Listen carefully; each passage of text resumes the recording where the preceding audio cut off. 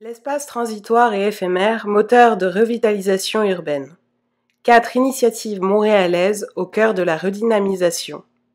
Grâce à son ouverture sur le monde et son héritage européen, Montréal bénéficie à l'international d'une image de capitale cosmopolite et culturelle où chaque arrondissement a sa propre identité et chaque recoin est utilisé à des fins de partage. Depuis plusieurs années, divers organismes voient en ces lieux des potentiels de rencontre et de rapprochement des communautés et lancent des initiatives d'un nouveau genre en prêtant une attention particulière au développement urbain. Par leurs projets, Frédéric et Étienne Morin-Bordelot de MR63, Pauline Butiot de la Tour d'Aiguillage, Philippe Pelletier d'Air Commune et Jérôme Glade de la Pépinière Espace Collectif apportent des alternatives qui placent la culture, le vivre ensemble et le développement durable au cœur de leur démarche d'urbanisme. Ce panel, animé par Antoine Leduc du quartier de l'innovation, est l'occasion de revenir sur la naissance et l'évolution de ces belles initiatives qui redynamisent notre ville.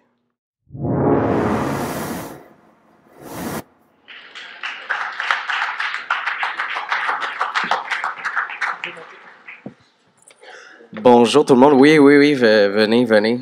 Mon nom est Antoine Leduc. Je suis directeur des communications pour le quartier de l'innovation de Montréal. J'ai travaillé pendant longtemps également au quartier des spectacles. Il n'y a pas beaucoup de différence en termes de créativité entre l'innovation et l'art. Il y a beaucoup de vie, il y a beaucoup de passion dans chacun des deux mondes. C'est un peu pour ça que je suis là aussi. Je suis un Montréalais de naissance et j'ai toujours été extrêmement passionné par ma ville et également par l'éphémère. Et c'est le sujet qui nous concerne aujourd'hui. Je vais vous conter une petite anecdote. Là. Quand j'étais jeune, j'habitais sur la rue Berry, dans le quartier Villeray. Et il y avait, ma mère, elle aime beaucoup jardiner, il y avait une petite fourmilière dans le coin. Et j'allais m'asseoir, puis j'essayais de voir le fonctionnement de la fourmilière, puis j'essayais de voir les interactions avec ce que les fourmis découvraient et tout. Puis des fois, je m'amusais à créer un peu, à changer un peu leur monde, tu sais, à essayer de, je sais pas, de faire créer un petit lac ou aller prendre un petit bout de pain, par exemple, puis le mettre, puis voir qu'est-ce que ça faisait. Puis on voyait que d'un coup, la fourmilière au complet changeait pour un temps très restreint. Mais il se passait réellement quelque chose. Les fourmis allaient plus vite, il y avait plus d'activité, il y avait une excitation. Ils s'empilaient une par-dessus les autres, puis à un moment donné, le bout de pain disparaît, puis la colonie continue. Je sais pas si les fourmis, elles, peuvent vivre quelque chose comme nous, on le vit en termes de mémoire. Mais le sapiens qu'on est, il va s'en souvenir longtemps de ce petit bout de pain qui a été placé là. Pas pour réduire vos projets, les gars et Pauline, mais ça marque l'éphémère. Et c'est le sujet qui nous importe aujourd'hui. Je vais vous présenter nos panélistes. Alors, à ma gauche, Pauline Butiot est consultante en design urbain et chargée de développement de la Tour d'Aiguillage Wellington. On a Philippe Pelletier, cofondateur et directeur de la programmation et des relations publiques pour Air Commune. On a Jérôme Glade, cofondateur et responsable du développement et de la création de la Pépinière Espace Collectif. Et les frères Étienne et Frédéric Morin-Bordelot, fondateurs de MR63 et du projet éphémère aux abords du canal de la Chine. Avant qu'on entame notre panel, je vais vous demander en 5 à 10 minutes de nous présenter votre projet pour que tout le monde comprenne un peu ce que vous faites pour notre ville. Donc, Pauline, on va débuter par toi. Bonjour à toutes et à tous. Je m'appelle donc Pauline Butiot, je suis designer urbain. Je vis et travaille à Montréal depuis 7 ans désormais. Je suis vice-présidente, cofondatrice de l'organisme Manœuvre qui, avec Atelier Créatif Montréal, avec Atelier Créatif Montréal et l'organisme Manœuvre. Nous sommes donc lauréats de l'appel à projet de la Ville de Montréal pour reconvertir l'ancienne tour d'aiguillage Wellington, qui est située au bord du canal de la Chine, qui est désaffectée depuis près de 20 ans. Notre raison d'être de notre organisme, c'est la reconquête de l'espace public. Vraiment de la misère. Ah, c'est bon. C'est la reconquête de l'espace public. Notre projet, le projet que nous menons pour ce lieu, c'est celui d'en faire un hub créatif, interdisciplinaire, de recherche-action et de diffusion, pour entièrement dédié à la question de l'urbanité, comment construire nos villes de demain. À l'heure où nous sommes plus de la moitié à vivre sur Terre dans des grandes villes, à l'heure de changement, de transition écologique, sociétale, migratoire, culturelle, dans des villes où on concentre quand même une grande partie de la production de richesse, qui concentre énormément de diversité de talents, de savoir. Il est important de regarder quel impact on a sur ces villes-là, sur le devenir des générations futures, et donc d'essayer d'inventer des nouvelles formes de vivre ensemble par des nouvelles, en effet, processus, méthodologies, notamment par des projets transitoires. Donc voilà, ça c'est l'image de notre projet futur. La ville, ce qui est passionnant, c'est que c'est un objet qui est en perpétuel mouvement. Ça a toujours constitué un formidable foyer de vie sociale active. C'est le lieu où peut se révéler et se vivre. C'est le lieu où peut se révéler et se vivre toutes sortes de possibilités humaines. La ville, c'est vraiment le creuset au sein duquel la diversité des intérêts, des goûts, des désirs humains, des cultures se transforme en expérience sociale. Et au sein de la ville, ce sont bien les espaces publics, que sont les parcs, les jardins, les rues, les places, qui mettent en relation les gens, à la différence de l'espace privé. C'est vraiment dans l'espace public qu'on est confronté à l'altérité, où le soi éprouve l'autre, et où, donc, ensemble, on choisit quelque part de faire société. Or, aujourd'hui, je crois que l'enjeu est véritablement celui de réencenser cette dimension collectif de l'espace public, d'être cet espace de circulation, de rencontre qui ne soit pas juste fonctionnel, mais qui soit également expérientiel, culturel, identitaire, à travers donc de nouvelles formes d'appropriation et de nouveaux lieux d'appropriation. Alors autrefois, on peut, à Montréal et ailleurs, on peut considérer qu'avant, les espaces publics jouaient peut-être beaucoup plus leur rôle de rassemblement. C'était le square, la place du marché, le parvis d'église, la ruelle, avec sans doute une plus grande intensité sociale, une multiplicité d'usages, d'appropriation parfois spontanée. Or, le XXe siècle a profondément contribué quelque part à diluer l'essence de l'espace public. Les mouvements du modernisme, la prééminence accordée au déploiement des grandes infrastructures automobiles, puis la désindustrialisation, la mondialisation, sont un peu à l'origine du passage d'une ville traditionnelle plus homogène, plus constituée, à une ville contemporaine plus dispersée, fragmentaire, hétérogène, avec des espaces publics qui sont parfois plus vus sous l'angle du marketing urbain que de la qualité de vie urbaine. Et ça aboutit tout ça à une forme d'évaporation de l'espace public, avec beaucoup de non-lieux, de délaissés urbains, d'interstices. Moi, j'aime beaucoup cette phrase de la philosophe Hannah Arendt qui dit « Ce qui rend la société de masse si difficile à supporter, ce n'est pas principalement du moins le nombre de gens, c'est que le monde qui est entre eux, et elle sous-entend notamment l'espace public, n'a plus le pouvoir de les rassembler, de les relier. » Et donc, en effet, en ce début de 21e siècle, où je disais on est à l'heure de grandes transitions économiques, sociétales, migratoires, écologiques, il faut essayer de réinventer des nouvelles façons de favoriser un épanouissement, l'épanouissement d'un vivre ensemble durable. Qui mettent d'un vivre ensemble durable, voilà, pour mettre en valeur évidemment nos paysages urbains, révéler le génie des lieux, etc. D'où je crois l'urgence qu'on a eu en effet à l'époque d'imaginer des façons alternatives de créer des espaces de sociabilisation, notamment dans des non-lieux. Alors à l'époque, il y a plus de 6 ans, lorsqu'on crée la Duc avec Jérôme Glad ici présent, le village éphémère, et puis maintenant avec mon collectif Manœuvre également, je crois que c'est toute cette nouvelle génération de designers, d'urbanistes, d'architectes qui étions inspirés par des nouveaux mouvements venus d'ailleurs, venus des États-Unis, d'Europe, donc le placemaking, l'urbanisme tactique, l'urbanisme transitoire, l'acupuncture urbaine, qui aujourd'hui doivent être regardés, appréhendés comme des nouvelles approches, stratégies pour reconquérir l'espace public, et je crois pas seulement sur le temps de l'éphémère, mais avec une vision sur le long terme, en passant par le transitoire. Alors à l'image de San Francisco, Paris, Copenhague, Berlin, Montréal s'inscrit quand même progressivement dans cette perspective de faire nos villes autrement, autrement et mieux.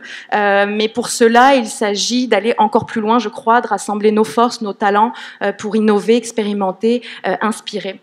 Nous croyons véritablement que la fabrique urbaine aujourd'hui n'est plus désormais seulement l'affaire des élus, des promoteurs, des architectes, des urbanistes, dans une logique souvent de conception top-down, donc verticale, très rigide.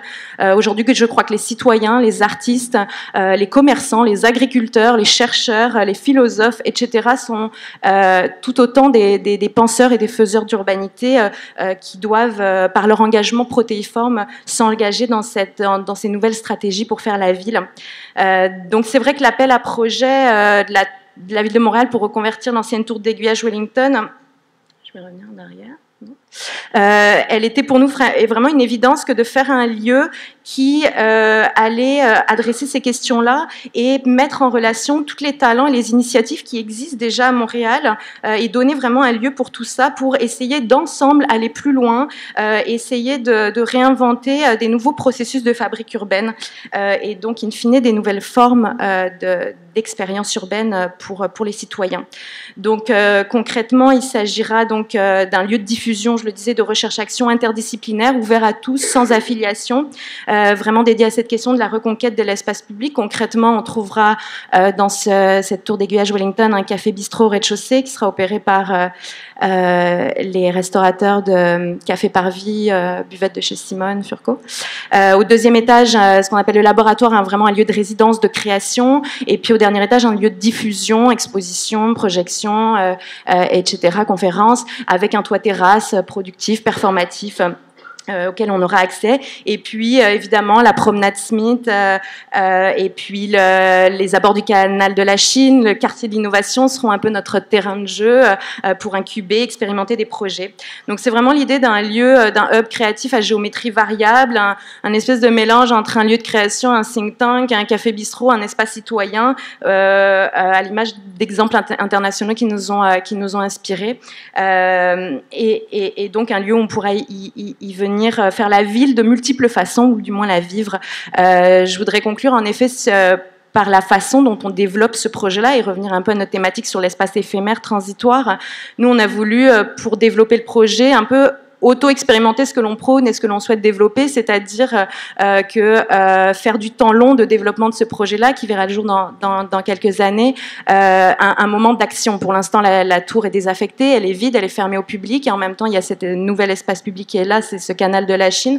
Donc pour nous, c'était l'idée de créer un moment d'appropriation transitoire, donc avec 2 laboratoires urbains qu'on a fait en été 2016 et été 2017, place au chantier et place à la tour, qui ont réuni à chaque fois plus d'une centaine de créateurs, de designers, de chefs cuisiniers, de chercheurs, de citoyens pour concevoir donc des espaces placemaking qui sont venus permettre aux Montréalais de s'approprier d'ores et déjà ce lieu-là, de connaître le futur projet, de s'impliquer. Et donc, pour nous, c'était vraiment la façon d'initier, de montrer qu'on pouvait faire le projet urbain comme celui-ci, qui est un projet pérenne, futur, la tour d'aiguillage, qu'on pouvait faire le projet urbain différemment en adressant plusieurs échelles de spatialité, de temporalité, et donc montrer que le placemaking n'est quelque part pas une fin en soi, mais un espèce d'espace-temps intermédiaire qui nous amène à des projets pérennes. Donc voilà, je conclus par quelques photos, donc des tables rondes, des activités culturelles, banquets urbains, ateliers d'idéation qui sont venus ponctuer ces moments-là l'été, et qui sont venus créer une synergie collective autour de ce projet-là pour nourrir vraiment notre projet sur le long terme. Merci. Merci beaucoup, Pauline.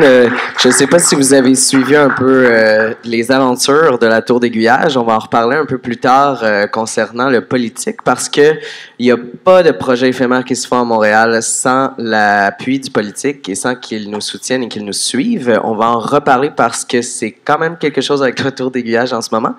On va par contre parler d'une réussite au niveau politique avec Philippe ici, qui a un peu amené avec Air Commune un nouveau souffle dans le Myland, un souffle de développement économique, entre autres.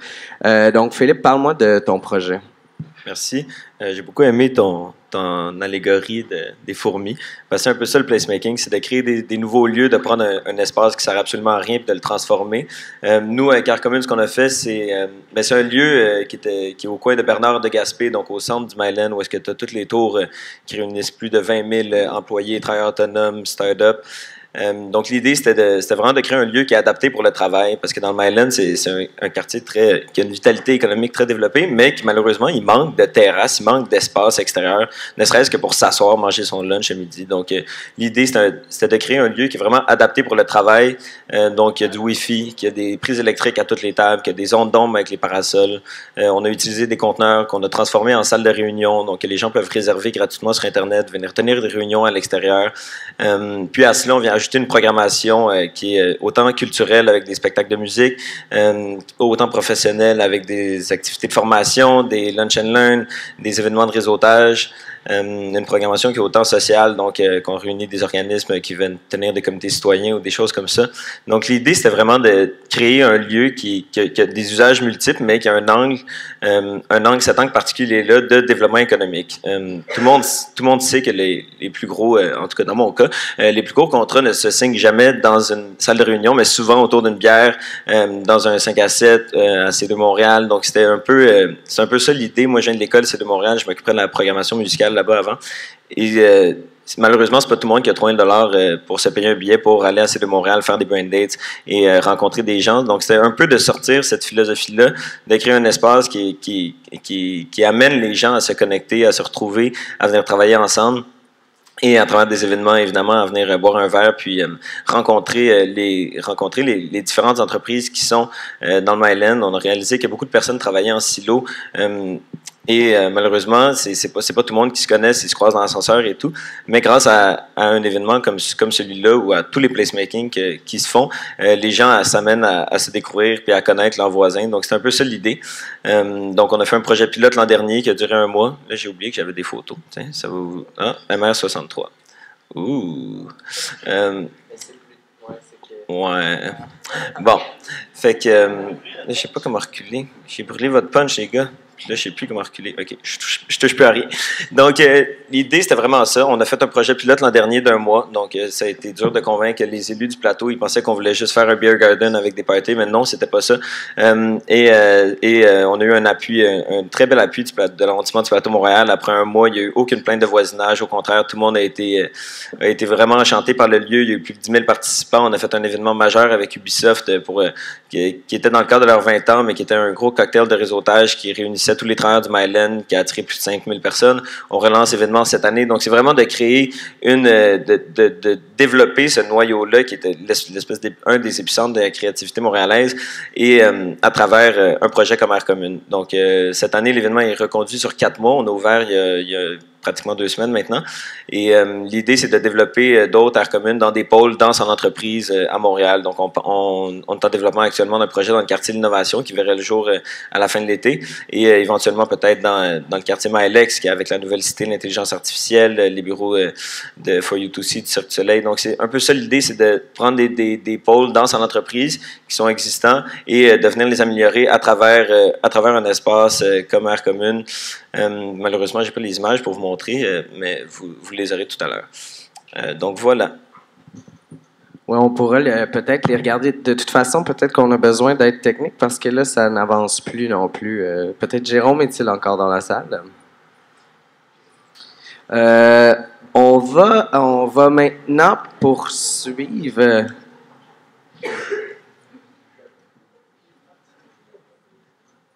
Parce que j'aurais quand même aimé vous montrer quelques photos du projet d'Air Commune avant qu'on poursuive. Hier, il y avait un lancement qui était Les Filles Fatouches, qui est un projet de réintégration de femmes syriennes par un service de traiteur. Donc, vous pouvez tous commander, par exemple, un service de traiteur. Et c'est des femmes qui viennent d'arriver, qui veulent partager leur cuisine avec nous.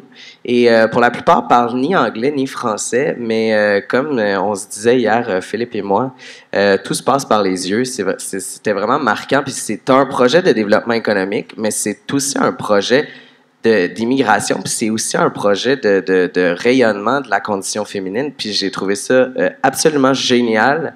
Et puis, ben, c'est à Air Commune qu'on les a reçus. Donc, c'est un peu le genre de projet qu'ils font. Ça va dans plusieurs directions, mais c'est toujours pour le bien-être commun. Prochain présentateur, je sais pas, on n'avait pas de photo d'Air Commune? Non? OK. Prochain présentateur, c'est Jérôme. Jérôme qui a... Ben là, c'est ça. Voulez-vous qu'on parle de Jérôme ou voulez-vous qu'on parle d'Étienne? Ouais, ben, faudrait peut-être voir avec le suivi technique, c'est quoi les prochaines photos? Est-ce qu'on parle de la pépinière ou est-ce qu'on parle d'MR63? La pépinière. Donc, Jérôme, parle-nous de la pépinière sans photo. Sans photo? Ben, ça a l'air. Peux-tu faire le panel, sinon? Ben, commence, puis d'ici là, ils vont trouver une solution. OK. J'en suis sûr. Fantastique.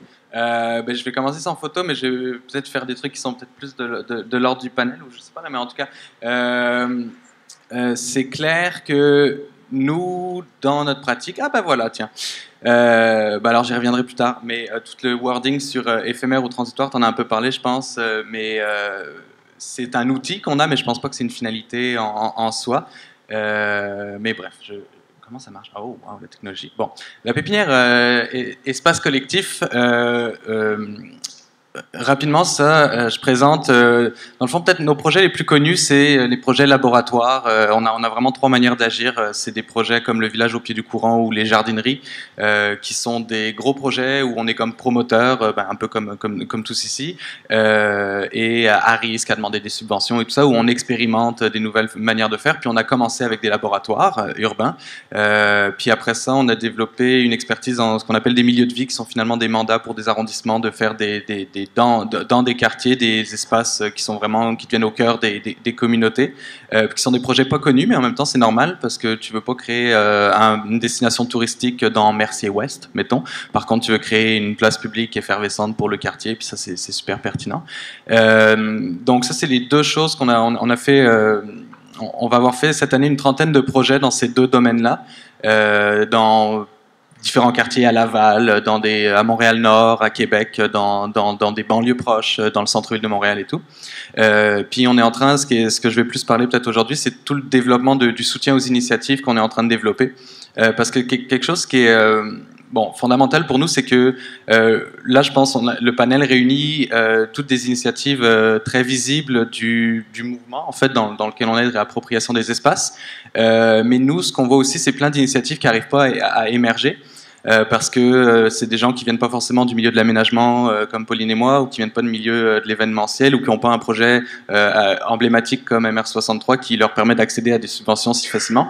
Mais c'est plein d'initiatives locales dans les quartiers qui veulent juste ajouter une couche d'humanité dans la ville, qui ne trouvent pas de soutien, qui ne trouvent pas de support, il n'y a pas de guichet unique pour des petits projets à la ville, et puis il n'y a pas de subvention pour ces projets-là. Il n'y a pas de cadre. Donc on essaie vraiment de créer ce cadre pour pouvoir démultiplier les initiatives. Puis, je n'ai pas dans ces slides-là, mais on a fait une belle petite image. Puis ça fait écho à l'introduction de Pauline, qui est de dire que les villes, comme elles ont évolué, c'est des grandes étendues, décousues, assez impersonnelles. Il y a beaucoup d'isolement social dans les villes.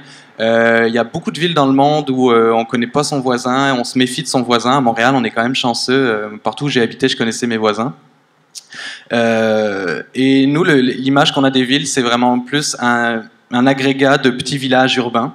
Puis je pense qu'à Montréal, on le vit déjà très fort avec les quartiers qu'on a, mais on se rend compte que les espaces comme les espaces qu'on fait sont des lieux de rassemblement qui peuvent devenir vraiment au cœur de ces villages urbains, qui sont des catalysateurs de vie de communauté, autant dans les villages où les gens habitent, ou par exemple dans des espaces de travail comme Air Commune fait. Donc c'est ça, on a fait une trentaine de projets. Vraiment notre objectif, c'est la ville participative. C'est vraiment le défi qu'on va se lancer, faire que nous en 5 ans on a fait une trentaine d'initiatives, puis en développant des structures de support, est-ce qu'on peut faire qu'il y en ait 300 qui se fassent partout à Montréal, puis pas juste par nous ou par les gens qui sont ici. On travaille pour la vie de quartier, renforcer le tissu social, améliorer le vivre ensemble, puis le développement de capacités d'acteurs locaux. Donc, il y a une prise en main qui puisse être faite par la population des milieux de vie, que ce soit pas juste donc les villes, les élus ou les grands promoteurs qui construisent la ville, mais qu'on réduise l'échelle d'accessibilité, puis que tout et chacun ici dans la pièce, on soit capable d'avoir un impact sur le milieu de vie, pas juste sur les nids à fourmis. D'autres projets. Vraiment, initialement, c'est important, le village au pied du courant qui est parti avec le village éphémère, c'est un mouvement participatif qui nous a permis à une communauté, c'était la communauté du design au début, de s'approprier une portion de ville, puis de dire, OK, on voit pas notre fleuve, puis on est capable ensemble de le faire, le projet. C'est parti de l'éphémère, mais c'est devenu un mouvement pérenne. C'est sûr que sur la chute à neige, on se rebâtit à chaque été. C'est un peu plate, mais en même temps, c'est 1,2 km de long, le site du village au pied du courant, le parc à côté, une friche à côté, puis on est en train de partir avec d'autres acteurs locaux, vraiment un projet collaboratif qui est la promenade au pied du courant, puis ça va être un lieu qui va être permanent, puis qui est un support à l'implication de plein de gens. Le schéma qui a l'air imbuvable de loin, là, c'est un résumé de ce qu'on appelle un schéma de transformation sociale. C'est quoi nos objectifs dans les 3 prochaines années pour atteindre vraiment notre mission. La première bulle, c'est la face visible de ce qu'on a fait la pépinière. Donc, c'est une trentaine de projets qui ont chacun des impacts locaux différents, mais tous super pertinents. Puis là, on est à un moment charnière de se dire comment on démultiplie ces impacts locaux. C'est sûr que les projets qu'on fait sont dans l'espace public, donc ils sont assez visibles, puis ils ont déjà un peu inspiré un peu un mouvement d'autres projets, mais on veut renforcer la participation, faire qu'il y ait de plus en plus d'acteurs qui participent à ça, puis ça passe beaucoup par faire participer les gens à même nos projets, ou mieux parler de la pratique, avoir des lieux de diffusion comme ce qu'on va ouvrir, ou la tour d'aiguillage, ou des projets comme avec Entremise, pour plus parler de la pratique. Puis on pense atteindre un seuil critique de acteurs de changement, donc de gens qui ont envie d'intervenir sur la ville, puis ces gens-là, ils vont avoir besoin, ça c'est la troisième bulle, de structures de support, puis ça c'est ce qu'on est en train de travailler. Donc on est en train de développer des programmes qui vont être des accélérateurs à espace collectif, puis en même temps on fait du lobbying auprès des villes pour qu'elles créent des fonds d'investissement pour ce type d'initiative et des guichets uniques. À terme, on pense qu'il va y avoir vraiment un changement de paradigme au niveau de l'urbanisme, que on arrêtera de penser que on vote aux 4 ans, puis que la ville est faite par d'autres pour nous ou pas pour nous, mais qu'on peut vraiment y prendre part. Une démultiplication d'initiatives, un mouvement vraiment participatif de transformation de la ville. Ça, je vais passer rapidement, mais j'aime bien la photo avec la citation. C'est au pied du stade olympique, les jardineries, un désert de béton où on a vraiment planté énormément de choses. Puis la citation, il dit qu'avant, on avait l'impression que c'était vraiment les planificateurs, les développeurs, puis les architectes qui faisaient la ville. Puis maintenant, de plus en plus, on commence à façonner nos propres espaces. C'est un mouvement qu'on connaît vraiment avec les ruelles vertes à Montréal. Puis je pense que là, c'est en train de sortir des ruelles vertes. Puis il faut outiller ça. L'exemple des ruelles vertes en tout cas, fut un temps, c'est la ville qui les faisait une à une, puis en 5 ans, ils en ont fait une trentaine. Après ça, ils ont délégué, ils ont créé des organismes intermédiaires avec les écoquartiers, puis les 5 années d'après, il y a 300 ruelles vertes qui se sont faites. Aujourd'hui, on est à 400, puis c'est vraiment dans cette logique qu'on est. Rapidement, en fait, on vient de déménager dans des nouveaux locaux, puis c'est la première fois que la pépinière qu'on va avoir pignon sur rue, puis qu'on va avoir pas juste des bureaux, mais une salle de diffusion pour pouvoir faire des conférences, diffuser la pratique, puis en même temps un guichet à initiative.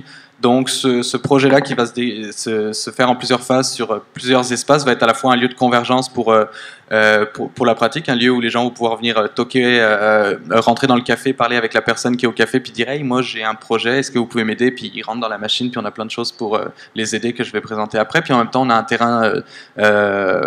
terrain d'initiatives en arrière où on va pouvoir accueillir des initiatives vraiment de toutes sortes, là, mais j'y reviendrai éventuellement.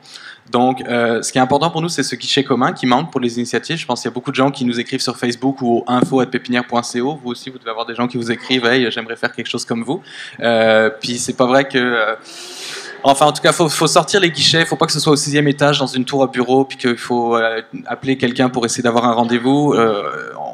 On pense que vraiment le contact humain est important dans ces choses-là. On a déjà dans nos projets des gens qui viennent nous voir au café puis qui disent pouvez-vous m'aider? Fait que là, les gens rentreront dans la machine. On peut les aider avec des conseils pour faire grandir leurs idées. On va avoir des soirées de sociofinancement éclair pour des gens qui présentent des initiatives. Il y a un vote, puis ils peuvent repartir avec une cagnotte d'argent pour tester leur initiative. Puis sinon, si c'est plus élaboré, ils peuvent rentrer dans les programmes qu'on est en train de faire, dont la PEP Academy qui est le plus avancé, qui est vraiment un accélérateur à espace collectif où on va vraiment, pendant une saison, accompagner, comme vraiment incuber sans risque des initiatives avec beaucoup de support et de financement pour faire qu'ils déploient leurs projets sans risque, puis qu'on travaille à ce que ce soit le plus pérenne possible. Ça, c'est l'exemple de la PEP Academy. Donc, il y a un appel à projet, des acteurs locaux, 4 citoyens ou 4 gens d'un organisme local identifient un site, un projet. On crée une cohorte avec ces 4 personnes, 4 académiciens, puis des mentors. Ensemble, on fait le projet. Puis après ça devient leur projet. Là, c'est pas un projet pépinière parce qu'on n'est pas capable à un moment donné de faire 30 projets à chaque année, la pépinière. Puis c'est pas pertinent qu'on les fasse tous. Donc c'est un peu ça la vision qu'on a donc des fêtes des multiplicateurs, d'avoir ces lieux de convergence qui permettent de savoir où on s'adresse pour être soutenu, puis après ça tous les programmes qui créent une démultiplication des projets, puis qui créent chacun de ces endroits sont des catalysateurs à ces villages urbains qui sont un peu dans notre vision. Puis ça c'est une image que j'aime bien parce que c'est à Amsterdam, c'est un quartier qui aurait pu être construit par des gros promoteurs, que la ville aurait pu vendre des gros lots à des promoteurs, Brocolini de ce monde, pour qu'ils développent des tours à condos ou des grands complexes, comme on voit beaucoup dans Griffintown. Mais non, là, la ville, elle a fait des parcelles tellement petites que c'était pas intéressant pour des promoteurs de les développer. Puis c'est vraiment les résidents, la population qui a construit le nouveau quartier, soit en autoconstruction, soit avec des architectes, soit avec des plans de catalogue pour ceux qui avaient moins de budget. Puis ça crée un quartier qui pourrait être un quartier montréalais, là, au niveau du tissu. Il y a des ruelles, il y a des triplex, enfin, c'est assez fantastique. Puis je pense qu'à terme, le mouvement qu'on est en train de parler, à terme, je pense qu'on doit arriver à être capable de tous ensemble reconstruire des quartiers, puis être beaucoup plus maître de notre devenir de ville plutôt que de se le faire imposer par des grosses dynamiques économiques. Merci beaucoup, Jérôme. On va maintenant vous présenter un projet qui s'est installé il n'y a pas si longtemps dans le quartier de l'innovation, et c'est éphémère, qui est en quelque sorte un projet, oui, éphémère, mais un espace transitoire parce que ça s'en va ensuite, vos wagons, ailleurs. Vous allez pouvoir nous en parler un peu plus. Ça a ouvert jeudi dernier. Officiellement, on peut dire? OK. Donc, les frères Bordelot, parlez-nous de MR63 et de FMR. Merci Antoine. Ils sont pas jumeaux. Encore plus. Merci Antoine, merci surtout aussi à Chromatique. C'est une famille pour nous, Chromatique, puis ils nous aident depuis longtemps, puis tous les gens qui sont ici aussi. Je trouve que, juste un petit mot, il y a vraiment une belle communauté à Montréal, puis c'est ça qu'on adore aussi, fait que on est vraiment heureux d'être ici ce matin, aussitôt. MR63, le punch a été brûlé de l'image, effacé là de votre mémoire, puis je vais la remettre. Il y a à peu près 6 ans, mon frère et moi, on est 2 Montréalais, on habite dans le West Island, on prend souvent les transports en commun pour se rendre à l'école dans ce temps-là. On voit dans le journal qu'il allait être remplacé. Les MR63, les Azure n'étaient même pas encore annoncés, même pas encore près d'être là, plus les retards. Donc, on s'est dit, ben là, ce symbole-là, ce logo-là, le wagon, on ne voulait pas le perdre.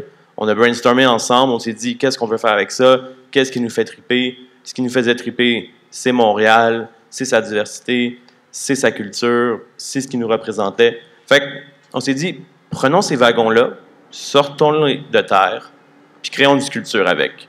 Fait que la sculpture, le premier concept du MR63, c'était ça. Fait qu'on a pris des bouts de papier, on les a pliés ensemble dans le sous-sol de notre mère, puis on s'est dit, MR63, ça va être ça.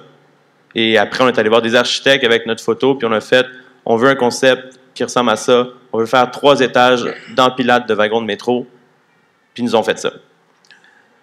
Fait qu'on est parti avec nos petits dessins, avec aucun background, puis on s'est dit, on veut créer ça à Montréal. Fait qu'on est allé cogner à toutes les portes qui existaient à Montréal, dans le monde de la culture, dans le monde de la business, en politique. Puis on leur a dit, ça c'est notre projet, À l'intérieur, on veut montrer les talents de Montréal, ce qui nous fait triper en art, gastronomie, design. Voulez-vous nous suivre? Fait que pendant 3 ans, on a approché tout le monde, on a demandé à tout le monde des lettres d'intérêt, on leur a demandé d'embarquer dans notre projet fou. Comme les architectes Rayside Lebossac, ils ont fait les plans pro bono, on est rentré dans leur bureau, puis ils ont fait « OK, vous êtes fous, on embarque ». Puis ensuite, on s'est dit « Bah là, c'est le fun, on a de l'appui, on a des gens, on a un dessin, bien, il nous manque des wagons ». Fait qu'on, ce qui était quand même une partie importante du projet. Fait qu'on a approché la STM. La STM, qui elle aussi, on dit « Vous êtes fous, mais c'est intéressant, on va faire un appel de projet ». L'appel de projet a été fait, on a participé et on a eu notre premier wagon. Octobre 2017. Voilà. Fait que ça a pris beaucoup, beaucoup de temps avant qu'il y ait un premier geste concret pour ce projet-là. Vraiment, les gens qui nous suivaient depuis le début, ils croyaient nos belles paroles, puis ils disaient « Oui, OK, ça a du sens ». Mais là, on voulait leur prouver quelque chose. On voulait leur montrer qu'on était capable d'aller au bout de nos idées, puis que c'était pas juste un petit dessin qu'on avait fait gratuitement. C'était vraiment concret, puis notre mission, on allait la remplir. Fait que pour ça, il fallait aussi les wagons, un terrain et de l'argent. Donc, on était rendu à peu près dans cette logique-là de comment construire une équipe, comment continuer notre mission, en fait. Grosso modo, oui, il y a un aspect fantastique, iconique du wagon, etc., mais on ne voulait pas juste faire une sculpture architecturale pour une sculpture architecturale. On pense qu'aujourd'hui, quand on regarde l'histoire de toute l'architecture iconique, si on pense à la Tour Eiffel, la Tour de Pise, toutes les tours, en fait, là, leur mission, c'est juste d'être joli ou de remémorer les exploits du passé. Si on pense l'Arc de Triomphe, c'est la guerre, etc. Aujourd'hui, on pense, nous, que quand on parle d'icône, quand on parle de structure architecturale, ça doit parler de ce qui se passe aujourd'hui à Montréal. Fait que notre mission, c'est de parler des gens qui vivent, des gens qui aujourd'hui créent à Montréal. Donc, l'idée de mettre les talents de la culture de Montréal, c'était ça. C'était d'utiliser cette icône pour attirer des gens et ensuite leur faire découvrir des gens qui n'auraient pas nécessairement l'occasion de découvrir. Quand Ty disait que... Ty, c'est mon frère. Quand il disait qu'on était inspiré de Chromatique, c'est exactement ça. Il y a à peu près 4 ans, on a rencontré Phil Demers. On a comparé nos missions, puis on avait à peu près mot pour mot la même mission. Dans ce temps-là, on parlait d'artistes seulement, mais là, on a grandi ça au design, à la gastronomie, parce que c'est des choses qui nous passionnent, mais c'est aussi des choses qui créent l'identité de Montréal. Puis un peu de façon métaphorique, le wagon s'est promené toute sa vie sous Montréal. On l'a tous pris, on regardait par la fenêtre, puis on voyait des murs de béton. Mais nous, on voulait sortir un peu cette fenêtre-là, puis la redonner à Montréal, faire qu'on puisse finalement voyager avec le wagon, découvrir Montréal, puis pérenniser sa mission du wagon, mais de façon permanente et immobile. Tout ça était concret dans notre tête, mais c'était pas concret concrètement, donc il nous fallait un plan. Le plan, le voici, de juin 2017, mais vous pouvez mettre même décembre 2012 à avril 2018, on était en pré-démarrage. On levait les fonds, on allait chercher notre monde. Mais à partir de où on a engagé notre premier employé aux communications. Pourquoi les coms? Ben, on aurait pu prendre quelqu'un en financement, quelqu'un en aménagement, quelqu'un en design. Mais pour nous, c'était d'abord et avant tout de revenir à la mission. La mission, c'était de mettre les talents de l'avant. Puis pour ça, ben, il fallait des coms qui soient solides, qui soient extraordinaires. Donc, on a envoyé quelqu'un en com, puis rapidement après, quelqu'un en logistique pour créer la station éphémère. Grosso modo, l'idée, c'était... On a été pris un peu par un timeline qui n'était pas exactement celui qu'on avait envisagé. On devait sortir les wagons l'année passée. Donc, sortir les wagons quand on n'avait pas finalisé le financement du projet, c'était comme un défi. Fait que là, notre CA nous a dit, ben, trouvez un emplacement gratuit pour vos wagons. On est comme, on ne trouvera jamais ça, il n'y a personne qui va nous passer, tu sais, pour à peu près 5000 pieds carrés gratuitement pendant 2 ans, sans garantie qu'il n'y a rien qui va se faire sans argent. Fait que là, on est comme, mais pourquoi est-ce qu'on ne s'inspirait pas de ce qui s'est fait à Montréal sur les places éphémères? Puis, tu sais, Jérôme, ça faisait quand même quelques années que tu faisais le village. Pauline, ça faisait quand même 2 ans, je pense, que vous aviez fait la tour d'aiguillage. On s'est dit, pourquoi est-ce qu'on ne créerait pas une place publique qui nous permettrait de rentabiliser notre entreposage, de créer quelque chose, de tester notre offre, puis ensuite...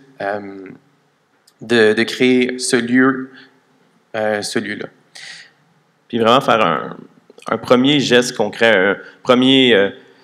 pour le montrer aux gens qu'on était capable, puis qu'on pouvait déplacer des wagons de métro, puis tester, puis faire un espèce de projet pilote d'immobilier. De dire, pendant 4 mois, on va être là, venez tester avec nous, venez voir si nos hypothèses sont bonnes. Pour la suite, on va construire le permanent. Fait qu'on ne se lançait pas dans un gros projet de 3 étages immobiliers vraiment cher, directement sans background. On disait, écoutez, on va vous prouver qu'on est capable de faire quelque chose à plus petite échelle, puis ensuite embarquer avec nous, puis on continue pour le permanent. Fait que c'est vraiment un projet éphémère, mais éphémère, de 1 an, puis ensuite on ne viendra plus. Par contre, on voulait bien faire les choses. C'est pour ça qu'on est allé voir tout le monde qui l'avait fait avant nous.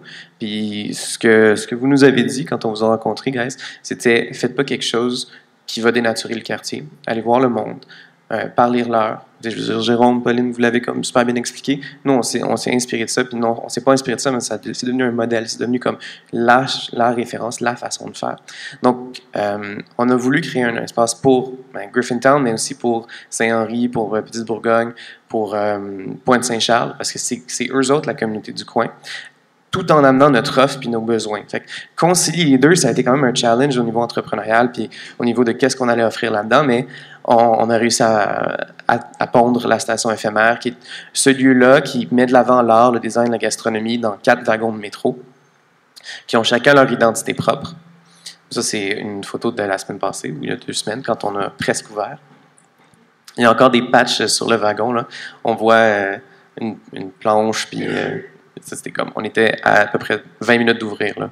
Fait que ce projet-là, ça a été, petite anecdote aussi, ça a été assez périlleux. On a fait ça dans un temps record avec une équipe fantastique qui ont poussé ciel et terre. Ce terrain-là, c'est un terrain fédéral dans un quartier, dans une ville. Il y a comme 3 paliers gouvernementaux là-dessus. Il y a un archéologue qui venait quand on creusait un petit trou pour déplacer un pot de fleurs presque. Là. Ouais. Donc, ça a été monumental. On a fait ça en 2 mois. Amener des wagons de métro, c'est compliqué sur un terrain qui était en dégel.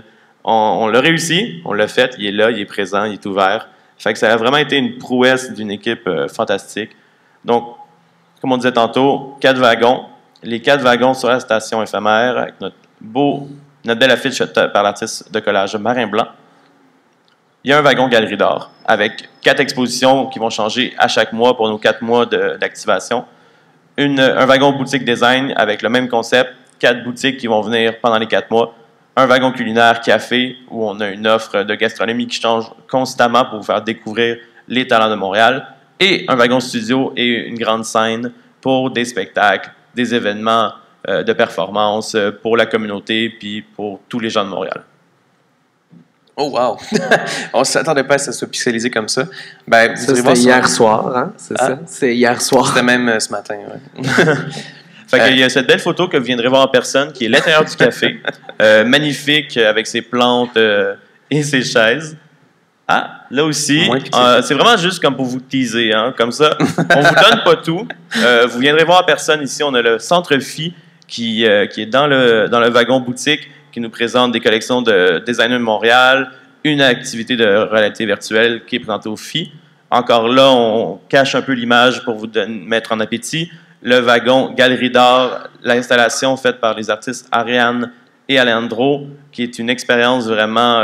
ils ont repris le wagon complet, puis il y a 3 zones où vous vivez une transition entre un monde post-apocalyptique et un wagon repris un peu par la nature. Et notre belle scène avec notre wagon studio, il y aura des émissions de radio, un backstage pour les artistes et plusieurs talents de Montréal qui vont venir performer sur cette scène faite par Nos. Et voici quelques moments clés de la station. Ariane qui crée le monstre qu'on retrouve dans le wagon, puis un peu l'ambiance, là, grosso modo. Et vous venez d'assister à ça, l'ambiance. Là. OK, ouais, je vois le genre. Vous venez d'assister à la première exposition de Pixel Art par Étienne Morin-Bordelot. Voilà. Une exposition que même lui ne savait pas qu'il allait faire. Ah, attends, reviens sur les partenaires, je veux juste un petit truc. Oups. Je pense que ce qui définit beaucoup le projet, c'est la façon, c'est cette fine ligne qu'on a, sur laquelle on se tient plutôt, entre des partenaires institutionnels comme Parc Canada, Québec, le Sud-Ouest, mais aussi l'Auto-Québec, Moog-Audio, puis Hydro-Québec, qui sont des machines qui sont vraiment le fun à travailler, mais des fois qui sont pas aussi improvisables. C'est pas nécessairement aussi facile d'improviser avec eux autres qu'avec des Bellastock de ce monde ou qu'avec des Touch-Out. De se tenir entre tous ces gens-là, de créer une place qui représente les citoyens de Griffintown, mais aussi nos intérêts. Ça a été quand même un super bel acte d'équilibrisme, mais parce qu'il y avait des pionniers comme tous les gens qui sont assis à côté de nous, qui nous ont aidés, puis le quartier d'innovation aussi, qui ont été avec nous autres, qui nous ont beaucoup, beaucoup aidés, mais on a réussi à créer quelque chose. T'sais, nous, comme on disait au début, on n'a pas nécessairement un background de designer ou quoi que ce soit, mais on a comme deux qualités. On est très curieux, donc on va toujours pousser puis aller au bout de notre curiosité, puis on sait bien s'entourer. C'est-à-dire qu'on est capable de parler de cette idée-là, puis ensuite d'aller chercher les gens qui sont capables de nous dire ça c'est une bonne chose, ça c'est une mauvaise chose. C'est un truc qui est extrêmement stressant quand tu dois prendre une décision, puis que tu as deux personnes qui disent exactement le contraire, puis c'est deux experts dans la matière, mais c'est quelque chose qu'on a réussi à faire, un peu avec du gut feeling, un peu avec, j'imagine, un bout de logique, mais avec l'expérience, là, je pense qu'on est capable de faire des meilleures décisions. Donc, voilà. Merci beaucoup, les gars. Vraiment, vraiment super intéressant. Peut-être avant que je passe aux questions, on peut peut-être chercher des photos de Air Commune pendant qu'on discute, juste pour que ce soit, qu'on ait une idée un peu plus globale. On est dans un monde qui est extrêmement exigeant. L'événementiel, c'est quelque chose. La construction éphémère, c'est quelque chose. Les espaces transitoires aussi. On travaille des grandes heures, longtemps, puis on met beaucoup de passion et d'énergie, puis on le sait tous qu'on fait pas ça pour être millionnaire. Pourquoi on fait ça? D'où partent ces idées-là? Art, design, gastronomie, pour les mettre de l'avant. T'sais, nous, c'est super clair, puis c'est pour ça qu'on le fait, c'est pour ça qu'on l'a fait le premier, puis c'est pour ça qu'on va faire le bâtiment permanent. Puis peut-être, juste pour le côté éphémère, nous, il y avait un côté pratique qu'on était mis sur le fait accompli qu'il fallait déplacer ces wagons-là, créer ce lieu-là, tester notre concept. Mais je pense qu'au final, pour nous, c'est super pertinent parce que, comme Fred il disait à la fin de notre présentation, le projet des métros, oui, c'est nous qui le porte, mais c'est un projet de tout le monde, tu sais. Donc, on ne peut pas venir et dire, ben nous, on pense que c'est ça la réalité, puis c'est ça que vous avez besoin. On voulait le tester, puis on voulait le mettre en action. Fait que ça revient au bout de pain, tu sais. On voulait mettre le bout de pain sur le terrain, de dire aux fourmis de venir goûter. Est-ce que c'est ça que vous voulez? Bon, maintenant, on va mettre le pain au complet, tu sais. Donc, c'est ça. On peut pas juste imaginer. Il faut le tester pour savoir si ça marche. Parlant de test, Philippe, c'est votre deuxième année. Tu peux peut-être me parler de comment s'est passée la première année pour donner une deuxième année qui rayonne encore plus qu'avant. Je pense que c'est essentiel de tester son projet. Les gars, j'admire votre résilience, franchement, de l'hyperactif que je suis. Je pense pas que j'aurais été capable pendant tout ce temps de travailler sur un projet puis finalement de voir l'aboutissement. Puis je suis sûr que vous allez y arriver. Vraiment, bravo. Oui, c'est important de le tester. Puis je pense que peu importe peu importe la forme de ton entreprise, soit une Inc, une OBNL, une coop, faut que ton projet réponde à un besoin. S'il répond pas à un besoin, ton projet ne fonctionnera pas parce qu'il va servir à rien. Donc, tu n'auras pas de public et tu n'auras pas ni de partenaires publics, privés et de revenus autonomes parce qu'il n'y aura personne qui va venir. Donc, c'est important que ton projet réponde vraiment à un besoin. Donc, nous, à Air Commune, le lieu où on s'installe et fait partie de l'essence même. Donc, si on installait dans un quartier résidentiel comme à Outremont, à Schlago, à Montréal-Nord, les gens ne l'utiliseraient pas parce que c'est un espace de travail. Il n'y a pas d'entreprises qui sont établies là. Donc, il ne faut pas que nous, il faut qu'on s'installe dans des pôles denses en entreprise comme on l'a fait. Donc, pourquoi on le fait? Parce que ça répond à un besoin. C'est là que je m'en vais, c'est que les gens ont besoin de sortir dehors, ont besoin de venir boire une bière après le travail dans un espace qui est adapté, avec une programmation qui est pertinente, ont besoin de sortir travailler. Il y a plusieurs études qui ont démontré qu'avoir des meetings à l'extérieur, ça augmente la créativité, ça réduit le stress, ça fait rencontrer des personnes. Donc, c'est un peu pour tout ça. C'est vraiment parce que ça répond à un besoin. Jérôme, Pauline, vous avez travaillé ensemble et vous avez aussi un background légèrement différent de nos trois autres entrepreneurs. Peut-être me parler aussi de votre cheminement. Ben, c'est vrai que nous, on vient de architecture urbaine, design urbain. Quand on terminait notre maîtrise, ben, tu compléteras ou. Je crois qu'on était on était face à un espèce de schisme entre ce qu'on voyait qui venait de l'étranger, donc toute cette réappropriation différente, plus urbanisme tactique qui se faisait avec Jan Gehl sur toutes les grandes places à New York, par exemple, et en Europe. Et en même temps, on était face à ce qui se faisait à Montréal, où c'était... À l'époque, les grandes décisions de refaire l'échangeur Turco pour accueillir encore plus de voitures. Griffintown, avec un quartier qui se refaisait complètement, avec vraiment une négation de l'identité urbaine de ce quartier-là. Le 10-30. Enfin, on était face à tous ces gros projets-là, et nous, en parallèle, on étudiait la façon de revenir à l'échelle humaine, de refaire la ville sur elle-même, de recréer de la sociabilisation. Et donc, on était un peu dans cette idée, comment nous, en sortant comme ça d'école, on agit concrètement. Et c'est vrai que l'urbanisme éphémère ou l'intervention éphémère était un moyen d'agir concrètement, de tester des choses qu'on voyait ailleurs et de vouloir les tester à Montréal. Et après, de voir qu'est-ce que ça allait produire, de voir comment on allait le faire, qu'est-ce qu'on allait en retirer, de voir comment ça allait prendre. Je te laisse peut-être... Non, mais ça a été un moyen on voyait toutes ces choses dont on était impuissant, qui étaient pourries, qui se passaient dans la ville. Puis nous, on a pris des sites, puis on a dit on peut le faire. On s'excuse d'ailleurs. Et on l'a fait, là, comme vous le faites avec les wagons. On l'a fait, puis après ça, ça a créé des précédents. Puis en fait, on l'a fait pour nous parce qu'on voulait. Je pense qu'on a tous le besoin de se rassembler à l'extérieur. On a tous le besoin. Moi, je suis arrivé à Montréal, on me vendait une ville super créative. Puis fine, c'est créatif, mais c'est créatif dans les murs, à l'intérieur des murs.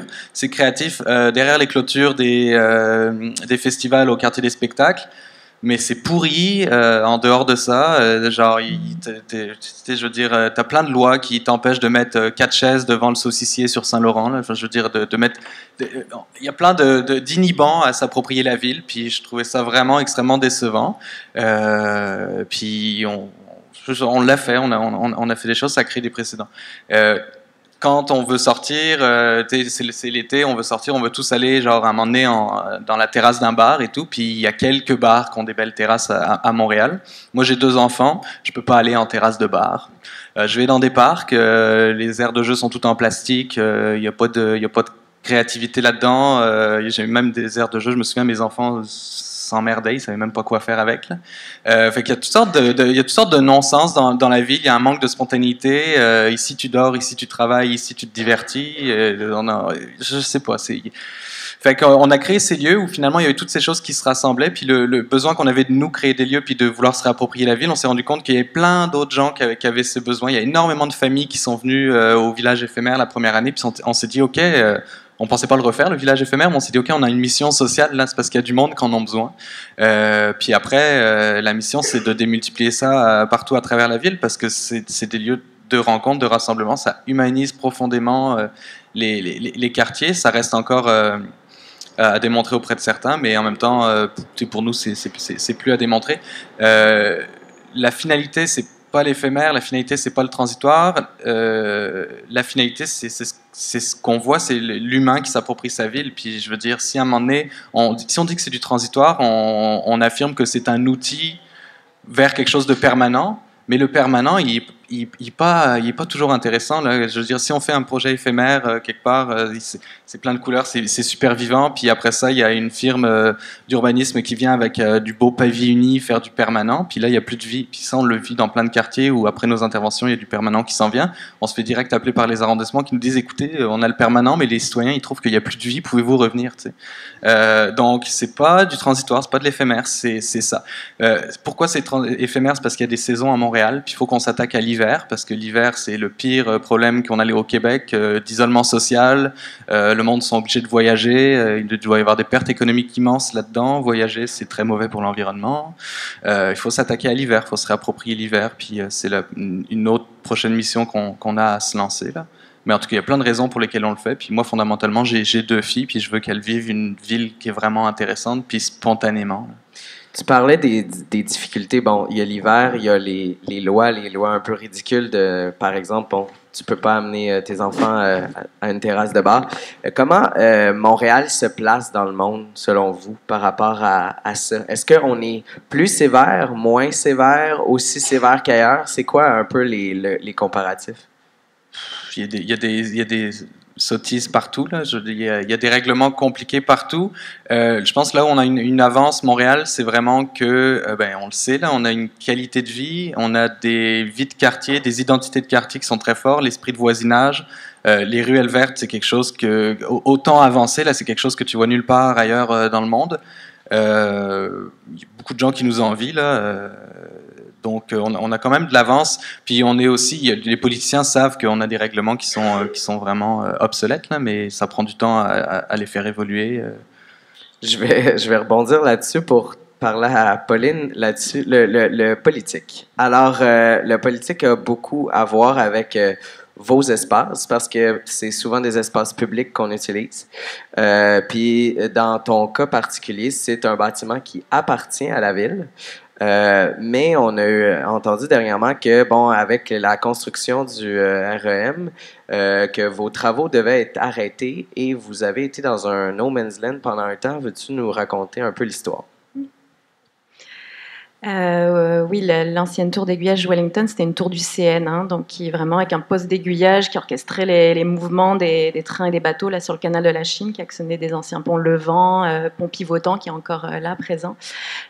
Puis ensuite, bon, les promoteurs sont arrivés dans le quartier, ils ont racheté la tour d'aiguillage Wellington, elle a failli être rasée. Démoli à maintes reprises, et puis finalement la ville de Montréal a dit non.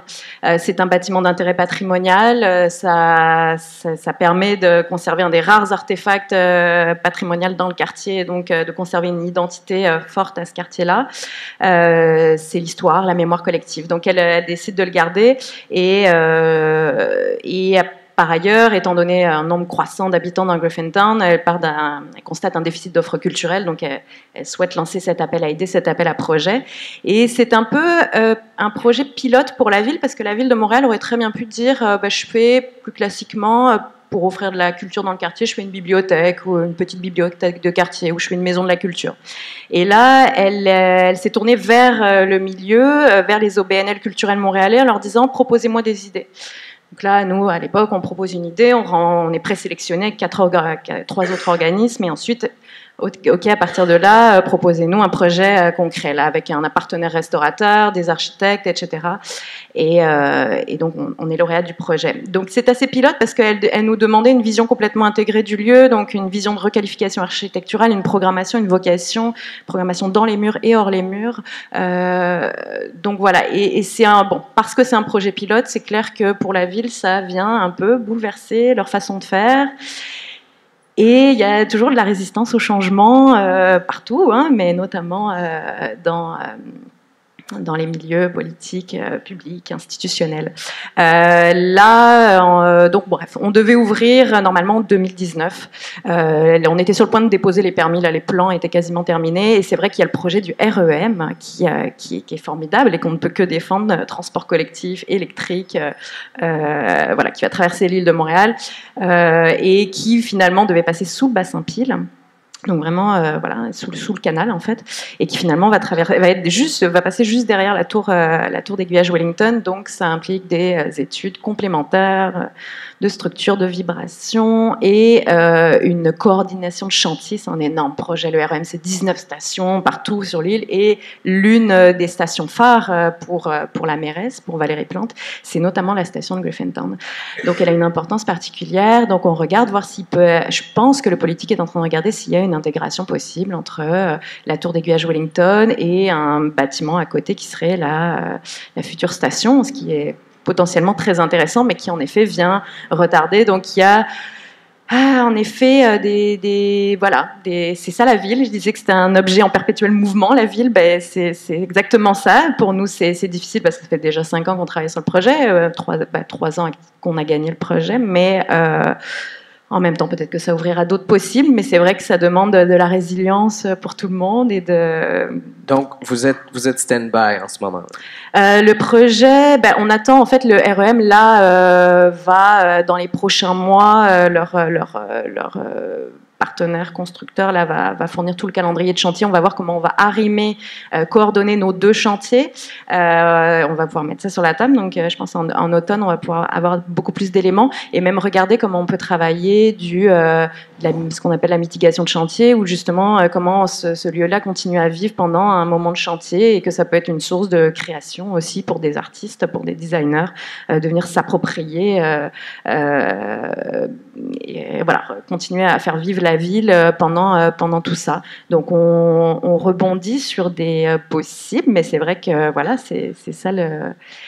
Et c'est vrai que bon, la ville a un rôle à jouer là-dedans, d'être voilà, REM, projet du gouvernement, la ville avec la tour d'aiguillage, donc ça demande tout plein d'ajustements, mais c'est passionnant, on s'enrichit de tout ça, même si c'est pas facile. C'est le mot. On va suivre ça de près. Est-ce que vous avez eu un peu la même expérience avec le politique? Merci. Tu sais, Phil, tu disais genre, tantôt, quand, je sais pas comment vous avez fait pour attendre toutes ces années. Nous, il y a 5 ans, même presque 6, on pensait que 6 mois, ça allait être fini, and done, on allait prendre notre café, tu sais. On était tellement dans ce mindset comme, OK, on fait des choses, on va vite, mais dans l'urbanisme, dans le développement immobilier, dans tout ce qui est urbanisme statique aussi, c'est des choses qui prennent énormément beaucoup de temps, parce qu'il y a toutes sortes d'enjeux qui nous dépassent vraiment beaucoup, puis que ce soit des permis, que ce soit des décisions politiques, que ce soit n'importe quoi, c'est des choses qui ont rien à voir avec nous autres. Nous, on a la chance d'avoir ces wagons patrimoniaux-là. Les gens veulent voir atterrir, veulent que ça se passe. Montréal est mûr pour un bâtiment iconique fait avec des wagons de métro, un truc qui serait quand même assez unique au monde. Donc, on a eu quand même beaucoup de support de la communauté, autant politique que les fonctionnaires, que les partenaires de tout ordre. Fait que ça a été notre, disons, notre talon d'Achille, mais aussi notre façon de nous en sortir.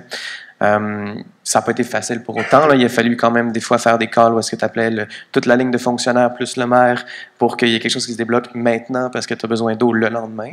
Il y a un bout de nous autres qui aurait pu être plus faire des choses plus planificateurs puis faire des choses plus en amont. Puis il y a une bout de nous autres qui ne sait pas parce que c'est la première fois qu'il le fait. Fait que, cette naïveté du début qui pensait que tout allait être fait dans 6 mois, ben on la traîne encore à chaque étape du projet, à chaque nouveau défi qu'on confronte. Je pense que, oui, un mini-point, je pense que derrière ces grosses machines-là, institutionnelles, gouvernementales, il y a quand même des fonctionnaires, il y a quand même des humains qui veulent que ces projets-là atterrissent, qui veulent que la ville, qui aiment Montréal, qui veulent que ça se passe. Puis c'est dur, des fois, ils ont les mains liées à cause d'une bureaucratie, mais il y en a beaucoup qui soulèvent terre et monde pour arriver à faire atterrir les projets, puis on leur en remercie énormément parce que ils veulent que ça se passe eux aussi, puis c'est pas une volonté de la ville de freiner la créativité, c'est juste qu'il faut bien faire les choses des fois, puis des fois, ces choses-là, ben, c'est des règlements, puis c'est voilà. C'est ça. En général, il y a vraiment une volonté, je veux dire, je pense qu'il y a un buy-in politique pour tous les projets qu'on porte, là. Les gens embarquent, mais c'est plus les outils qui manquent des fois aux villes pour pouvoir avoir de la responsabilité, puis je pense que la chance qu'on a tous autour de la table, c'est qu'on n'a pas attendu, parce que là, on parle des projets permanents, là, la tour d'aiguillage, c'est permanent, on parle de leur bâtiment permanent, puis ça prend vraiment beaucoup de temps. Puis il y a plein d'autres projets permanents qui ont été lancés dans les airs à un moment donné à Montréal, puis je pense avec des gens qui ont travaillé 3-4 ans là-dessus, puis qui ne sont jamais réalisés. Je sais pas, genre l'incinérateur, le théâtre Impress et tout. Puis la force que Tour d'aiguillage, PMR 63 ont eu dans les projets, c'est de dire, ben, on va pas attendre d'être dans le bâtiment, on va faire de quoi, pour le coup, vraiment transitoire. Puis là-dedans, le transitoire est un outil fantastique parce qu'il gagne en crédibilité, ils commencent à apprendre à gérer quelque chose. Puis le truc existe, dans la tête des gens, ça a déjà existé, on est déjà allé, fait que c'est un nouvel outil qui permet à des projets d'exister, puis sinon, il y en a pas mal qui auraient pu mourir dans l'œuf. Puis c'est pareil, la pépinière, le premier projet qu'on voulait faire, c'était dans un bâtiment. Puis genre, Maxime, il poussait full, puis moi j'étais comme, ouh, je suis pas prêt à faire 4 ans sans qu'il se passe rien. Fait que finalement, on a fait de quoi dans les espaces publics, puis là, on s'est rendu compte de la pertinence de tout ça, puis effet de vague, puis on n'a pas perdu pour refaire, quoi. Pas perdu de temps pour faire des choses. Mais c'est vrai, désolé, c'est absolument vrai, parce qu'au final, ça a peut-être pris 5 ans à faire le permanent, mais pour notre part, le éphémère, ça a peut-être pris 4-5 mois pour le faire tomber, créer, installer, ouvert. Donc, il y a une belle flexibilité de la ville, puis des institutions, puis des compagnies aussi. Des fois, quand ils veulent faire atterrir un projet, ça peut arriver assez rapidement. Je pense que même pour vous aussi, ça a été assez rapide la première année, là, mais... Non, ben, en fait, nous, je sais pas si ça s'adressait à moi. Oui, c'était à toi. Ouais, c'est ça. Comme je disais, on est assez... nous, on vient du milieu événementiel. Bon. C'est RCOM. Alors voilà, ça c'est... Pas de mal d'applaudissements. Donc ça, c'est l'édition 2017 du projet l'an dernier. Cette année, c'est un peu plus grand. On a modifié quelques trucs, mais essentiellement, c'est ce que vous voyez, donc des conteneurs avec des salles de réunion adaptées à l'intérieur, puis des espaces de travail, puis une zone de conférence plus en arrière avec une terrasse au deuxième étage. Nous, c'est ça, on n'a pas attendu le politique avant de faire on a pris une autre approche complètement parce qu'on savait que c'est très dur de convaincre la fonction publique. Vous avez dû le vivre, mais avec seulement des dessins. Parce que nous aussi, on avait juste des dessins. On n'avait aucune preuve que ça allait fonctionner. Donc, on avait la chance, nous, les 6 fondateurs, on est tous issus du milieu événementiel. Donc, on a vraiment été voir tous nos contacts qui nous ont prêté énormément de mobilier, whatever, et on a investi de nos propres entreprises pour faire le projet pilote d'1 mois, et après ça, on a été rejoindre les politiciens. Et je pense que ça a été, après coup, une approche très, très lucrative parce que quand on allait au bureau soit du ministère de l'Économie, de la Ville de Montréal, de l'arrondissement, on avait la preuve, on avait des statistiques, on avait des données, on avait vraiment la preuve que ce projet-là, comme je disais tout à l'heure, répond à un besoin, a des retombées économiques et peut se déployer très rapidement. Donc, le montage de ça a pris seulement 2 semaines et des investissements qui sont assez minime pour ces gouvernements-là et ces ministères-là, comparativement aux retombées économiques qu'un tel projet a dans des quartiers. Donc, c'est pour ça que Air Commune, aujourd'hui, au moment où on se parle d'une vitesse de croisière, est en pleine croissance et on veut ouvrir dans le quartier d'innovation, on veut ouvrir dans Milex parce qu'on a réussi justement rapidement à prouver un peu la pertinence d'un projet et je pense que tous nous autour de la table aussi, on a réussi à prouver la pertinence d'un projet. Des fois, il faut attendre la politique, mais des fois, ça vaut la peine de prendre des risques pour quand on y croit. Merci. Le temps passe et on va, avant de conclure, passer à une petite période de questions. Donc, s'il y a des questions dans la salle, je vous invite à lever votre main. Ici. Hey, comment ça va? En forme? Ben, ça fait un temps. On s'en reparlera après. Alors, Cécilia, une question? Merci beaucoup. C'est très intéressant. J'aimerais ça justement qu'on parle un peu de budget. Idéalement, avec un breakdown, si vous êtes prêt à le partager, en termes de pourcentage qui s'en va à la prog, en aménagement, si y a location de lieu ou pas, ou c'est tout le temps prêté par la ville, etc. Moi, ça ne me dérange pas de parler d'argent. Air Commune, donc, c'est un projet qui, pour l'édition 2018, c'est à peu près 1 million que ça prend pour réaliser le projet, autant en termes de salaire qu'en termes de production. Le modèle financier est basé sur un 33% qui vient de subventions, un autre 33% de commandite privée, puis le reste, on va le chercher en revenu autonome. Malheureusement, un tel projet, puis je pense que c'est le cas pour nous tous autour de la table, est absolument pas viable sans investissement public. Et nous, dans notre cas, ça représente 33% de notre modèle financier, mais idéalement, on serait capable d'aller en chercher encore plus. Comme je disais tout à l'heure, les retombées économiques sont énormes comparativement à l'investissement public, qui est assez minime. Donc, après ça, les frais de production, mais c'est sûr que c'est la plus grosse partie, parce qu'on part d'un terrain de garnotte où on part d'absolument rien donc tout est à créer. On a même que ce soit l'électricité, la plomberie, les conteneurs, la terrasse. Donc, c'est assez substantiel. Puis, principalement ça. Le reste, ça va en programmation, puis en salaire. En salaire, c'est une très grosse partie aussi. On a sensiblement le même modèle d'affaires. 33, 33, 33, on est dans le même genre de range. Un petit peu plus de dépenses, par contre, parce que déplacer des wagons, c'est pas peu coûteux. Créer un petit bloc de métaux en dessous, la soudure, toute la patente. Toute l'ingénierie aussi qui vient avec le fait qu'on est sur un terrain de patrimoine. Parce qu'on est sur le bord du canal de la Chine, donc il y a tout, comme Ty disait, il faut avoir un archéologue qui check tous les trous qu'on fait. Après ça, il y a nos partenaires comme l'Auto-Québec, comme Desjardins, qui sont présentateurs, qui nous ont beaucoup aidés au niveau des commandites. On a eu une subvention de 175 000 du gouvernement du Québec l'année passée qui nous a fait rouler 1 an. Et cette année, on espère avoir à peu près 33% de ça de revenus autonomes avec le bar, le café, les locations d'espace. On va faire une campagne de crowdfunding aussi, qui va venir avec une campagne de com. Fait que c'est comme 50-50 revenus-dépenses. Fait que c'est pas tant lucratif, même si on va chercher presque 120 000 idéalement. Puis on va faire un événement de financement parce qu'on a appliqué pour un numéro de charité. Donc on a un modèle d'affaires qui est quand même hyper complexe. Même que genre on a 3 compagnies là-dedans parce qu'il y en a une qui c'est un organisme de charité, l'autre c'est une Inc., l'autre c'est un autre organisme à but non lucratif juste pour le permis d'alcool. Donc notre comptable, je te jure qu'elle se casse la tête en ce moment. Mais on va chercher une panoplie de revenus parce que le but, c'est d'avoir un projet qui soit juste assez lucratif pour être capable de payer nos architectes pour créer les plans pour bâtir le prochain, puis d'aller pendant ces 4 mois-là aussi lever le financement pour le bâtiment permanent. Donc, on est un organisme à but non lucratif, on ne s'en met pas une main poche, puis on est payé au minimum de ce qui est acceptable pour avoir une qualité de vie correcte.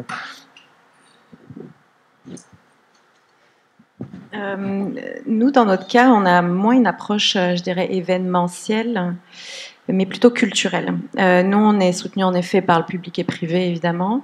Les éditions, essentiellement, c'était le Conseil des arts du Canada, le Consulat général de France au Québec, parce qu'on faisait venir des designers français qui avaient reçu prix de la relève en urbanisme en France et qu'on a fait venir pour l'expérience de créer de la collaboration entre des designers montréalais et internationaux. Il y avait le bureau du design de la ville de Montréal qui nous soutenait dans une forme de partenariat de recherche. Et j'en oublie, le service de la culture et le ministère de la Culture et des Communications du Québec. C'est évidemment beaucoup d'heures bénévoles. Là, on ne le dit pas, mais je pense que tout le monde vit la même chose aussi. Nous, on est moins dans une logique de rentabilité que de rentabilité qui est dans qu'est-ce qu'on produit comme connaissance, comme expérience, même s'il faut que les projets vivent vraiment. Là, ils le sont. Hein, ils sont balancés au niveau financier, mais disons que je dirais qu'il y a une approche qui n'est pas la même comme retour sur investissement, en tous les cas. Peut-être un peu différente, en tous les cas. Je vais essayer d'être concis, mais quand même, parce qu'il y a une trentaine de projets, mais il y a 3 modèles d'affaires différents. Il y a les modèles d'affaires où on est à risque, donc un peu proche de vous, on fait des demandes de financement, mais j'y reviendrai. Il y a les projets qui sont des commandes de la ville, où en général, ça va être un projet de quartier de plus petite échelle, puis ça va coûter 150 000 $ environ à démarrer pour la première saison. Puis après ça, on est en train de développer avec la philanthropie nos programmes pour pouvoir soutenir d'autres initiatives. Pourquoi on veut soutenir d'autres initiatives avec nos propres programmes puis demander aux villes de développer des programmes? C'est parce que, je ne sais pas si vous êtes financé par le gouvernement du Québec aussi, mais en tout cas, il y a une subvention du gouvernement du Québec qui s'appelle le Fonds d'initiative et rayonnement de la métropole qui sont très, très, très sollicités. La première fois qu'ils ont soutenu le village au pied du courant, ils disaient on va vous soutenir parce que vous êtes c'est la première initiative de ce genre qu'on soutient, puis on encourage ça, puis maintenant ils ont des demandes à l'appel de ce genre d'initiative, puis on s'entend qu'ils vont pas être capables de fournir, fait qu'il va y avoir un petit problème, puis ce serait plate que juste les plus grosses initiatives qui ont le plus de rayonnement émergent, parce que je pense qu'il y a tout un maillage de plein de petites initiatives de quartier qui sont super pertinentes, puis qu'il faut qu'elles émergent. Donc si on prend l'exemple par exemple du village au pied du courant qui est un modèle à risque, pendant longtemps, on a eu 10% de financement public, 12 en fait, puis le reste de revenus autonomes. Pourquoi on est très peu ouvert à la commandite? On y travaille, mais à l'origine, la première année qu'on a fait le village éphémère, on est allé toquer à la porte de Bell. En fait, Bell nous ont contactés, puis ils voulaient nous donner 5 000 $ pour mettre leur logo au sommet de la tour de conteneur. Puis il y en avait dans la DUC qui étaient pour, puis il y en avait qui étaient fondamentalement contre.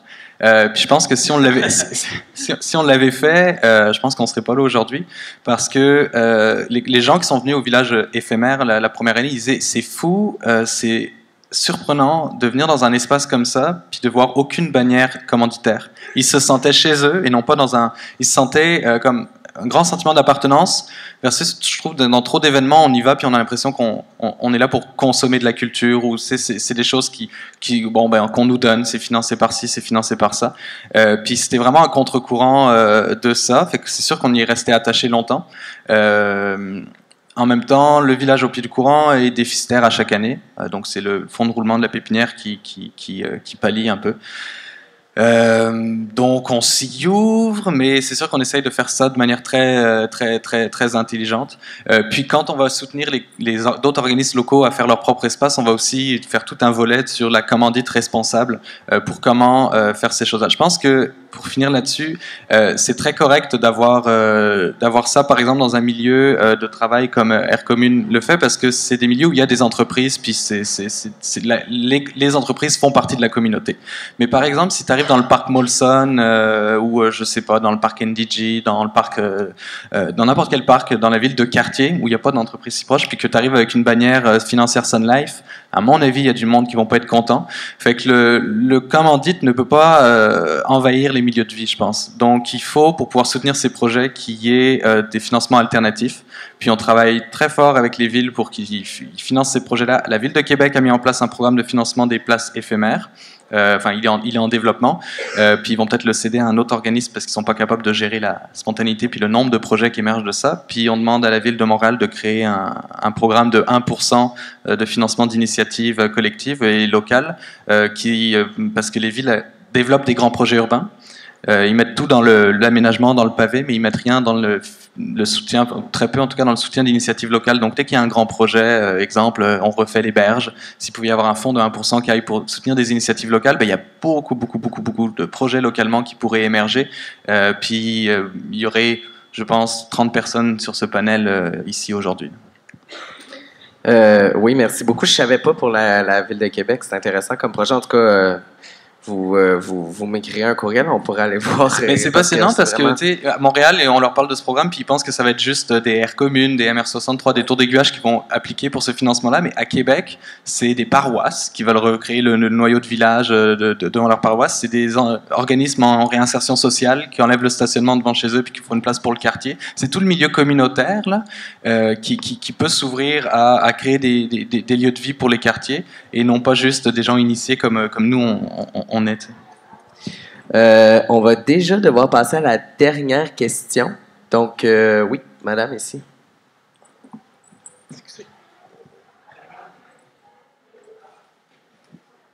Oui, bonjour. Ma question concerne la station éphémère. Je voulais savoir qu'est-ce qui avait motivé le choix du lieu dans un premier temps et votre intégration au sein de la collectivité du quartier. Est-ce que vous aviez eu le temps de prendre le pouls du quartier et quels avaient été un peu les enjeux que vous avez pu cerner? La réponse facile à ça, c'est on est allé voir Parc Canada, qu'on avait rencontré à C2 l'année passée. Ils nous ont dit où est-ce que vous voulez mettre. Ils nous ont mis 14 km de canal de la Chine, puis ils nous ont dit choisissez. Donc, on a pris quelque chose qui était bien placé, qui avait le Farine Farrows en arrière, qui allait avoir quelque chose d'intéressant, puis qui nous laissait assez d'espace pour avoir un terrain de jeu le fun. La réponse un petit peu plus complexe, c'est que on a cherché partout à Montréal pour une place pour le bâtiment permanent. C'est le quartier d'innovation avec Damien Silas qui est venu nous chercher, qui nous a dit il faut que vous fassiez ça dans le quartier d'innovation, ça fit exactement dans le feel qu'on veut donner. Et ensuite, on a rencontré le maire Doré qui nous a dit parfait, on fait ça au coin de X-Rue et X-Rue, qui est pire d'Ottawa, mais il ne faut pas le dire. Puis ensuite, c'est là où est-ce qu'on a rencontré Parc Canada, puis qu'on a dit ok, mais on veut s'installer chez vous. Donc, c'est ce qui a motivé le choix du lieu. Ensuite, pour le quartier, juste revenir sur une mini-chose. Nous aussi, les commandites, ça crée des débats internes qui sont très, très, très virulents. Mais on croit fondamentalement chez nous que si on veut travailler à changer la société puis changer la ville, il faut le travailler avec tous les acteurs. C'est pour ça qu'on parle beaucoup de commandites responsables puis on va vraiment fort chercher des commanditaires qui sont intelligents puis qui sont capables de mettre en place une commandite qui est en respect avec ce qu'on fait. Puis ça fait un segue parfait vers la réponse à ta question. Ça nous permet d'être cohérents avec notre message avec le milieu. Oui, on a fait une écoute. On a travaillé avec la Miss puis avec Execo. On a commandé une écoute qui est allée faire du théâtre invisible, qui est allée poser des questions dans les groupes qui sont plus marginalisés pour savoir qu'est-ce qu'eux pensaient d'une place qui débarquait. Puis ils nous ont dit des trucs comme le mot gastronomie, ça vient avec tout l'embourgeoisement du quartier. Donc là, on s'est dit, wow, OK, juste notre terme gastronomie peut faire peur aux gens. Fait qu'on on s'est remis en question énormément, puis c'est ce qui a fait que dans notre équipe, on travaille beaucoup à tout ce qui est la sémiotique, à tout ce qui est l'image qu'on projette, de nos uniformes jusque dans les posts qu'on fait, les réponses qu'on donne quand il y a du chialage dans le quartier, pas du chialage, mais des craintes ou des critiques. Donc, ça a été... on est encore en train de travailler avec le quartier. Parce que c'est un quartier qui est quand même très, très difficile. Il y a à peu près la moitié du PIB québécois qui habite juste en face de chez nous. Puis, juste en arrière de ça, tu as le plus grand parc de HLM en Amérique du Nord. Donc, il y a un clash au sein même de la population dans lequel on s'insère en plein milieu. Et nous, on veut quand même desservir un peu tout le monde. Quand je parlais d'équilibrisme tantôt, même dans l'offre, même dans la façon dont on envoie un message dans la population, même dans la façon dont on répond aux besoins de la communauté, on est tout le temps entre deux affaires. Fait que c'est un peu notre modèle d'affaires, c'est ça, c'est l'équilibrisme. Ben, merci beaucoup. Je crois qu'on aurait pu faire un panel de 2 heures sur le sujet. Honnêtement, j'ai pas passé la moitié des questions. tellement on en avait à dire. Les panélistes vont être là, ici, dans la salle, si vous avez des questions à leur poser après ou à aller les voir, à les rencontrer. Puis, ben, merci beaucoup de vous être joints à ce panel. Merci.